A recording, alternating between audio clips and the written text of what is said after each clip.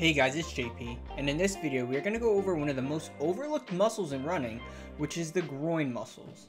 In this video, we will go over the role of these muscles as you run, as well as some exercises I use to initially strengthen them. Now, let's get started. The first thing we will look at is the function. The groin muscles, otherwise known as the hip adductor muscles, basically attach in the inner portion of the pelvis and insert into the thigh bone, otherwise known as the femur. With these attachment points, this causes the thigh to come inward as the hip adductor muscles contract. Now, how does this apply to running? While running is primarily just moving forward, the forces involved as you run are multi-directional. There is a side-to-side component involved as you land on one leg, which is especially the case for the hips. Similar to the hip abductors, the groin muscles also work in stabilizing the hip as you run. By improving stability in the area, this will decrease any energy leakage that occurs as the forces are transferred through the hip and therefore optimize force output. This means you will be able to take bigger steps as you run, which ultimately leads to faster speeds. I should also mention that they play additional roles in sprinting, as they are particularly involved in force reduction as you accelerate off the blocks. Therefore, it may be beneficial to work on these muscles to improve your running performance across all distances. Now, here are some exercises that I initially use to target the groin muscles. The first exercise I will go over is the eccentric half splits. This is a way to begin to load the adductors as well as work on groin mobility. To do this one, start in this position and place a slider under the foot. This can also be done with a furniture slider under the foot or even a hardcover book. Or you can do this on a hard surface with a sock on.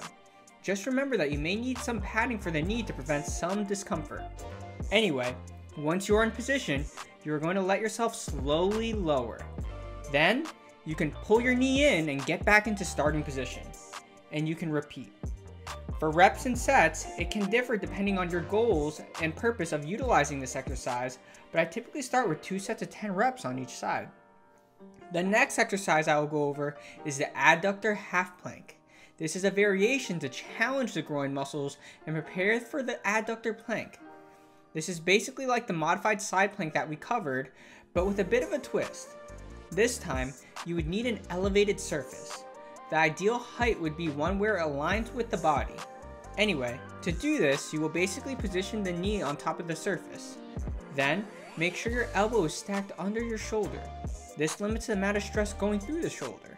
Then once you are in position, you're going to push the knee against the surface and raise up.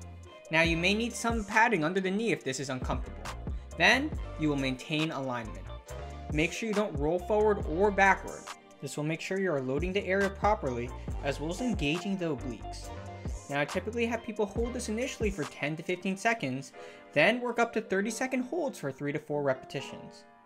Now, once you feel like you have mastery over this exercise, you can try the adductor plank. This is a creative way to target the groin muscles with minimal equipment. Compared to the previous exercise, this one challenges the hip adductors more, as this requires these muscles to work from a longer lever arm. This is just like the last exercise, except you will straighten out and have the foot on an elevated surface instead of the knee. Remember to keep the elbow stacked under the shoulder. Then, you will push down with the top foot and maintain alignment. Just like the last exercise, I typically have people do this for 10 to 15 seconds, then build up to 30-second holds for 3 to 4 repetitions. And those are a few exercises I use to initially target the groin muscles, aka the hip adductors. I hope you guys found this video useful. Next week, I'll be going over more dynamic and challenging exercises for these muscles to better prepare these muscles for running and improve your running performance, so stay tuned for that. Anyway, as always, thank you for watching.